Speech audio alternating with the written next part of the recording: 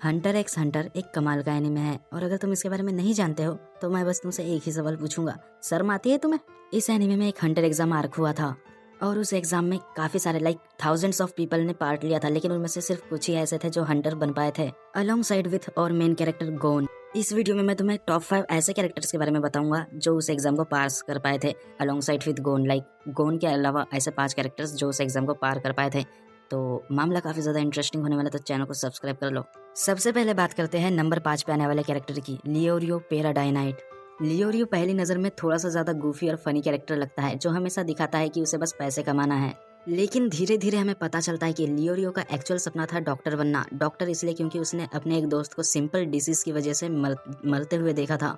God, bro. Oh, hell no, man. What the fuck, man? दोस्त की मौत के बाद लियोरियो ने डिसाइड किया कि वो एक डॉक्टर बनेगा। लियोरियो खूब सारा पैसा कमाना चाहता है ताकि वो उन लोगों का भी इलाज कर सके जो खुद से ट्रीटमेंट अफोर्ड नहीं कर सकते। एग्जाम के दौरान लियोरियो की स्ट्रेंथ ज्यादा फिजिकल कॉम्बैट में नहीं थी, लेकिन उसने अपनी डिटर्मिनेशन और लॉयल्टी से सभी को इम्प्रेस किया।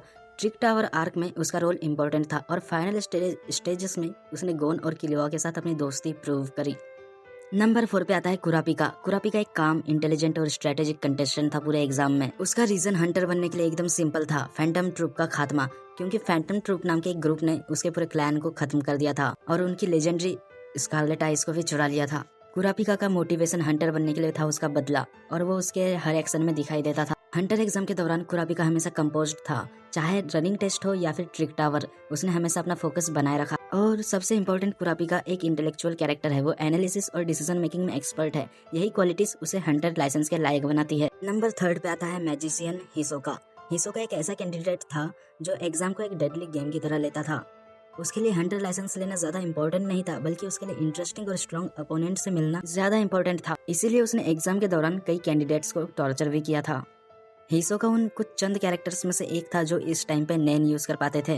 हंटर एग्जाम के दौरान हिसोका एक विलन जैसा था, लेकिन फैक्ट यह है कि वो हंटर लाइसेंस इजीली ले गया और फैंस के लिए वो एक फैन फेवरेट बन गया। अब बात करते हैं नंबर 2 के बारे में, हांजो। हांजो एक निंजा क्लैन से था और उसने ट्रेनिंग चाइल्डहुड से स्टार्ट कर दी थी। एग्जाम के दौरान हांजो ने हर फेज में अपनी स्ट्रेंथ दिखाई थी। हांजो का सबसे बेटर मोमेंट था जब उसने गोन से फाइट की थी। उस मोमेंट में उसने गोन के हाथ वगैरह सब तोड़ दिए थे, लेकिन जो गोन था वो हार नहीं मान रहा था और उसने गोन का जो डिटर्मिनेशन देखा था उस एग्जाम को पास करने के लिए, उसको देख के उसने गोन से हार मान ली थी। हांजो भले ही अंडररेटेड हो, पर फैक्ट ये है कि गोन के साथ पास होने वाले हंटर्स में से वो भी एक था। और अगर तुमने यहाँ तक वीडियो देख ली है तो इस चैनल को सब्सक्राइब करके मुझ पे थोड़ी सी कृपा दिखा दो और बताओ गुरुजी कि अगली वीडियो किस चीज़ पे बनाऊं। तब तक के लिए मैं मिलता हूँ नेक्स्ट वीडियो में। Bye bye, see you, tata guys.